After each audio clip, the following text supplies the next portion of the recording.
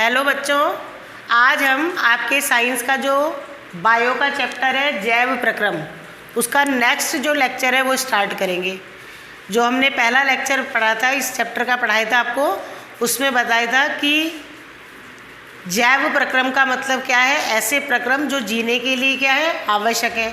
फिर आपको बताए थे कि कौन कौन से प्रक्रम ज़्यादा आवश्यक हैं, पोषण, श्वसन, परिसंचरण या परिवहन और उत्सर्जन।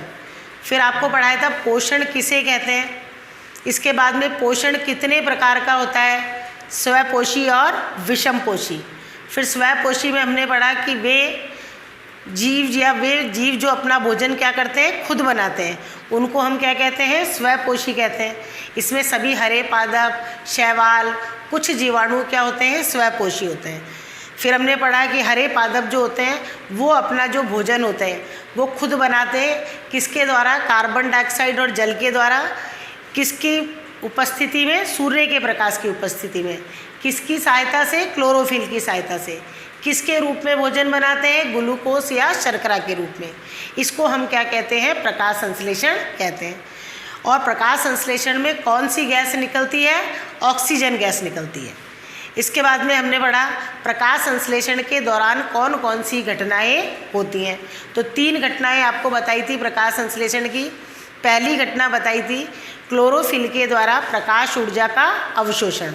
फिर दूसरी बताई प्रकाश ऊर्जा का रासायनिक ऊर्जा में परिवर्तन और जल के अणु का ऑक्सीजन और हाइड्रोजन में अपघटन। और तीसरी घटना बताई कार्बन डाइऑक्साइड का कार्बोहाइड्रेट में अपचयन। ये 3 घटनाएं हमने प्रकाश संश्लेषण की पढ़ी, जो हर पौधे की प्रकाश संश्लेषण क्रिया में होती है।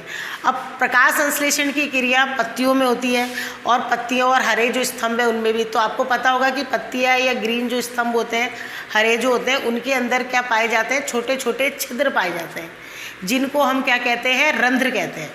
तो जब ये पत्तियों के ऊपर ये रंध्र होते हैं, तो जब ये रंध्र खुले रहते हैं तब प्रकाश संश्लेषण की क्रिया होती है। गैसों का क्या होता है, आदान प्रदान होता है। कार्बन डाइऑक्साइड अंदर जाती है और ऑक्सीजन क्या होती है, बाहर निकलती है। जब श्वसन करते हैं तो ऑक्सीजन अंदर जाती है, कार्बन डाइऑक्साइड बाहर।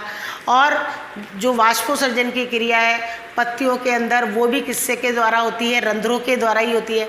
तो रंध्र जो होते हैं वो दिन के समय खुले रहते हैं और रात में क्या हो जाते हैं, बंद हो जाते हैं। तो ये रंध्र कैसे खुलते और बंद होते हैं, ये प्रोसेस हम पढ़ेंगे। तो ये डायग्राम मैंने आपकी बुक इस पर बना रखा है, बोर्ड में क्वेश्चन भी आ चुका था कि खुले रंध्र और बंद रंध्र का चित्र बनाइए और इसके खुलने और बंद होने की प्रक्रिया को समझाइए। तो जो ये रंध्र होते हैं वो कैसे खुलते और बंद होते हैं, ये हम पढ़ेंगे। तो ये आपको दोनों चित्र दिख रहे हैं इसमें, एक खुले रंध्र का है और ये किसका है, बंद रंध्र का है।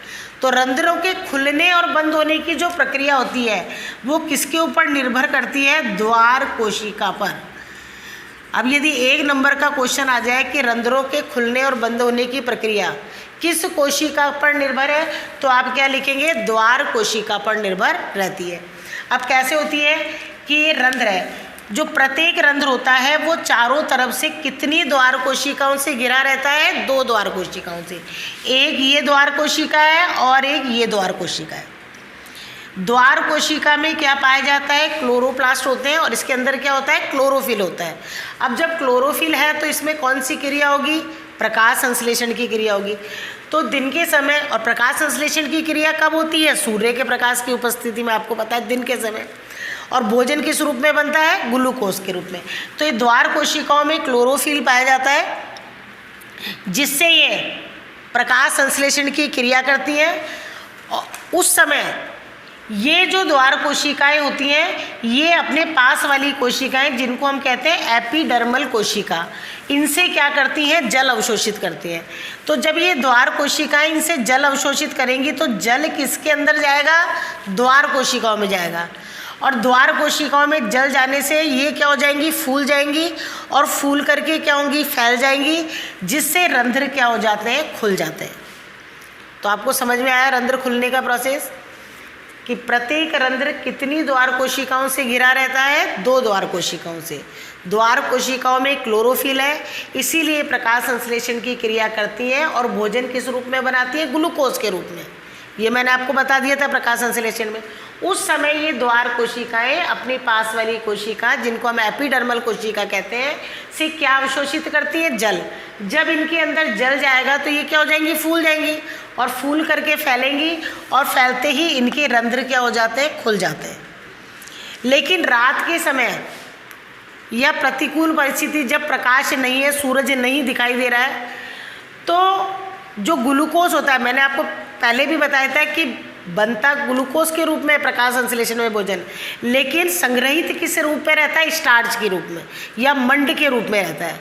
तो रात में जब प्रकाश का अभाव होता है तो ग्लूकोज किस में परिवर्तित हो जाता है? स्टार्च में। ग्लूकोज किस में परिवर्तित हो जाएगा? स्टार्च में। और दिन में तो आपको पता है ग्लूकोज के रूप में। तो रात में ग्लूकोज स्टार्च में परिवर्तित हो जाता है। उस समय जो ये पास वाली कोशिकाएं, जिनको हम एपिडर्मल कोशिका कह रहे हैं, ये वापस द्वार कोशिकाओं से क्या ले लेती हैं? जल ले लेती हैं। तो जब इनमें से जल निकलेगा तो द्वार कोशिका क्या हो जाएंगी? सिकुड़ जाएंगी, और द्वार कोशिकाओं के सिकुड़ते ही रंध्र क्या हो जाते हैं? बंद हो जाते हैं। तो ये आपके प्रोसेस था रंध्र का खुलना और बंद होना। अभी हमने प्रकाश संश्लेषण की क्रिया में पढ़ा कि प्रकाश संश्लेषण की क्रिया के लिए कार्बन डाइऑक्साइड जरूरी है, क्लोरोफिल जरूरी है, पढ़ा ना, सूर्य का प्रकाश जरूरी है। तो आपकी बुक में 2 एक्टिविटीज़ या क्रियाकलाप दे रखे हैं कि सिद्ध करिए कि प्रकाश संश्लेषण के लिए कार्बन डाइऑक्साइड जरूरी होती है, सिद्ध करिए प्रकाश संश्लेषण की क्रिया के लिए क्लोरोफिल जरूरी होता है। तो ये प्रयोग द्वारा सिद्ध करने हैं। प्रयोग किसके द्वारा सिद्ध कर रहे हैं हम? प्रयोग। ये क्या पढ़ रहे हैं हम? प्रयोग। तो मैं आपको पहला प्रयोग समझा रही हूँ कि प्रकाश संश्लेषण क्रिया के द्वारा, प्रकाश संश्लेषण की क्रिया के लिए क्या जरूरी है? Carbon dioxide. इसको लिए हमने एक प्रयोग किया है। हमने गमले में लगे हुए 2 पौधे लिए हैं, बिल्कुल हरे पौधे जिनमें बहुत सारी पत्तियाँ गमले में लगे हुए लिए। उनको 3 दिन तक हमने अंधेरे कमरे में रख दिया। क्यों रख दिया? ताकि इनके अंदर जो संग्रहित स्टार्च है या मंड है वो क्या हो जाए? उपयोग में ले लिया जाए। अब 3 दिन के बाद में हमने इनको धूप में निकाला है और 2-3 घंटे के लिए काय में रखा है? धूप पे रखा है, ताकि इनमें प्रकाश संश्लेषण की क्रिया और थोड़ा बहुत भोजन संग्रहित हो जाए स्टार्च के रूप में। अब दोनों गमलों को हमने कांच की प्लेट पर रख दिया। काय पे रख दिया है? कांच की प्लेट पर। कांच की प्लेट पर रख दिया है। कांच की प्लेट पर रखने के बाद में इसको हमने, एक उपकरण होता है जिसको हम कहते हैं बेल जार। क्या कहते हैं? Bell jar. बेल जार से हमने इनको क्या कर दिया? ढक दिया है। पहले हमने गमला जो ए है उसको कांच की प्लेट पर रखा है, और उसके पास में एक कांच की प्याली के अंदर हमने क्या रखा है? KOH, जिसको हम कहते हैं पोटेशियम हाइड्रोक्साइड। क्या रखा है? Potassium hydroxide. एक गमले के पास में पोटेशियम हाइड्रोक्साइड इसीलिए रखा है क्योंकि पोटेशियम जो हाइड्रोक्साइड होता है वो कार्बन डाइऑक्साइड को क्या करता है? अवशोषित करता है। कार्बन डाइऑक्साइड को क्या कर लेगा? अवशोषित कर लेगा। अब इसके पास में पोटेशियम हाइड्रोक्साइड रख दिया। फिर इस उपकरण को हमने बेल जार से क्या कर दिया? ढक दिया, और पूरे उपकरण को वैसलीन लगाकर, जहाँ पर भी कोई खाली जगह दिख रही है वहाँ वैसलीन जगह लगाकर इसको वायु अवरुद्ध कर दिया, ताकि जरा सी भी वायु कहीं से भी इसमें नहीं जाए। अब जो दूसरा गमला है बी, उसको भी कांच की प्लेट पर रखा है, लेकिन यहाँ पर हमने पोटेशियम हाइड्रोक्साइड नहीं रखा है, और इस गमले को भी किससे ढक दिया है? बेल जार से ढक दिया है, और वैसलीन लगाकर इसको भी क्या कर दिया? वायुरोधी कर दिया। अब 2-3 घंटे तक हम इसको रखे रहने देंगे सूर्य के प्रकाश में। 2-3 घंटे के बाद में हम इसमें से बेल जार हटा देंगे और दोनों गमलों में से एक एक पत्ती तोड़ेंगे। तो सबसे पहला जो पॉइंट वो आपको याद रखना है प्रयोग से पहले, कि स्टार्च का जो परीक्षण होता है, स्टार्च का परीक्षण किससे किया जाता है? आयोडीन से। किससे किया जाता है? आयोडीन से। जब भी आयोडीन को स्टार्च के ऊपर डालते हैं तो स्टार्च का जो कलर होता है वो कैसा हो जाता है? काला या बैंगनी कलर के हो जाता है, या तो काला हो जाएगा या बैंगनी हो जाएगा। अब हमने क्या करा है कि दोनों में से एक एक पत्ती तोड़ ली। पत्ती तोड़ने के बाद दोनों की पत्तियों पर एक एक बूंद हमने किसकी डाली है? आयोडीन की। तो आयोडीन डालने पर हम देखते हैं कि जो गमला ए है, गमले ए में से जो हमने पत्ती तोड़ी है उसकी पत्ती के कलर में कोई भी चेंज नहीं आएगा, यानी परिवर्तन नहीं होगा। क्यों? क्योंकि यहाँ पर इसके अंदर जो कार्बन डाइऑक्साइड थी वो किसने अवशोषित कर ली, पोटेशियम हाइड्रोक्साइड में। और जब कार्बन डाइऑक्साइड अवशोषित हो गई तो इसमें प्रकाश संश्लेषण की क्रिया नहीं हुई और भोजन स्टार्च के रूप में संग्रहित नहीं हुआ या नहीं बना। तो इसमें भोजन नहीं बना, इसका मतलब इसका कलर जो था वो चेंज नहीं हुआ, इसका मतलब है कि इसमें प्रकाश संश्लेषण की क्रिया नहीं हुई। जबकि गमला जो बी है उसकी पत्ती पर जैसे ही हमने आयोडीन की बूंद डालेंगे उसका कलर तुरंत क्या हो जाएगा, काला हो जाएगा, क्योंकि इस बेल जार के अंदर कौन सी गैस मौजूद थी, कार्बन डाइऑक्साइड गैस मौजूद थी। हमने इसको सूर्य के प्रकाश में रखा, इसमें प्रकाश संश्लेषण की क्रिया हुई और भोजन किस रूप में संग्रहित हुआ, स्टार्च के रूप में। तो इसका कलर एकदम से क्या हो जाएगा, चेंज हो जाएगा। तो ये प्रयोग क्या सिद्ध करता है कि प्रकाश संश्लेषण के लिए कार्बन डाइऑक्साइड क्या है, जरूरी है। समझ में आ गया आपको। दूसरा है प्रकाश संश्लेषण के लिए क्लोरोफिल आवश्यक है। अब इसको सिद्ध करने के लिए भी आपकी बुक में एक क्रियाकलाप है। वैसे तो बुक मार्केट में आ गई है सारी, जो INCERT कोर्स है, आप जल्दी से जल्दी बुक खरीदना, क्योंकि ये मैं आपको समझाऊंगी, इतना बोर्ड पे लिखना पॉसिबल नहीं है।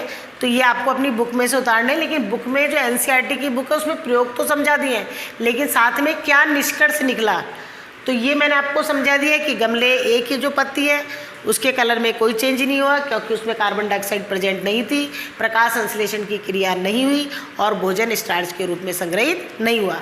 जबकि बी है उसमें प्रकाश संश्लेषण कार्बन डाइऑक्साइड मौजूद थी, जब हमने सूर्य के प्रकाश में रखा तो इसमें प्रकाश संश्लेषण की क्रिया हुई और भोजन बना, इसीलिए उसकी पत्ती के कलर में क्या आ गया, चेंज आ गया। क्लोरोफिल की हमने एक वेरीग्रेटेड लीव्स, वेरीग्रेटेड का मतलब होता है लीव्स, पत्ती, कि आपने कुछ पत्तियां ऐसी देखी होंगी जहाँ पर कहीं पर से तो ज़्यादा हरे रंग की होती हैं, कहीं पर से वाइट वाइट होती हैं। जैसे आपने मनी प्लांट का पौधा देखा होगा, ऐसी लीव्स को, पत्तियों को हम कहते हैं वेरीगेटेड लीव्स, यानी असमान कलर की जो पत्तियाँ होती हैं, कहीं पर से ज़्यादा हरी, कहीं पर से ये। तो इसमें भी हमने वही करा है कि ऐसी पत्ती का एक पौधा लिया है, उसको वही 2-3 दिन तक अंधेरे कमरे में रखा ताकि उसके अंदर जो स्टार्च है वो उसके उपयोग में आ जाए। फिर उसको सूर्य के प्रकाश में रखा, फिर उसमें से इस तरह की एक पत्ती को तोड़ दिया। अब वहाँ पर जहाँ पर से कहीं पर से गहरे गहरे भाग हैं, कहीं से गहरे हैं, कहीं तो 1-2 जो जगह है उसको हमने एक कोई भी शीट लगाकर उसको क्या कर दिया, कवर कर दिया है और बाकी पत्ती को वैसे ही रहने दिया है। अब इसको हमने पहले पानी के अंदर उबाला, पानी के अंदर उबालने के बाद में इसको फिर निकालने के बाद फिर इसको हमने अल्कोहल में डाला, अल्कोहल में उबाला, तो अल्कोहल का और पानी का कलर कैसा हो जाएगा, हरा हो जाएगा, क्योंकि उबालने से वो बाकी पत्ती के और हरा रंग था वो तो पहुंच जाएगा, लेकिन ये नहीं पहुंचेगा। उसके बाद हम इसको वापस निकालते हैं, पानी से अच्छी तरह धोते हैं। धोने के बाद इस पत्ती को किसके अंदर डुबोते हैं, आयोडीन के अंदर। तो बाद में से ये जो हमने शीट लगाई थी, कवर से इसको कवर किया था, उसको क्या कर देंगे, हटा देंगे। हटाने के बाद इसको आयोडीन के अंदर डुबोएंगे तो हम देखते हैं कि जहाँ से हमने इसको ढक दिया था, जो ग्रीन कलर था, वहाँ पर तो क्या हुआ है, कलर क्या हो जाएगा, चेंज हो जाएगा, क्योंकि वहाँ पर क्या थी, क्लोरोफिल मौजूद थी, प्रकाश संश्लेषण की क्रिया हुई। और बाकी जो जगह थी वहाँ से हमने उबाल दिया अल्कोहल में, पानी में, तो वहाँ से क्लोरोफिल क्या हो गया, हट गया, तो बाकी जगह पे कलर में कोई भी चेंज नहीं आएगा। तो ये प्रयोग क्या सिद्ध करता है कि प्रकाश संश्लेषण के लिए क्लोरोफिल आवश्यक है। तो ये दोनों क्रियाकलाप आपको अपनी होमवर्क कॉपी में करने हैं।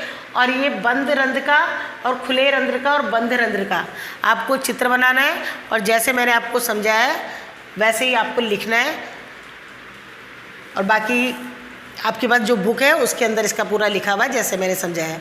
तो यहाँ पर जाकर के हमारा जो स्वपोषी पोषण वाला पार्ट है वो क्या हो गया है, पूरा हो गया है। जो नेक्स्ट जो लेक्चर चालू होगा वो हम पढ़ेंगे विषमपोषी पोषण। तो स्वपोषी पोषण हो गया है, नेक्स्ट लेक्चर में विषमपोषी पोषण करेंगे। दोनों क्रियाकलाप अपनी होमवर्क कॉपी में आप जो होमवर्क का रजिस्टर है उसके अंदर करेंगे। Thank you.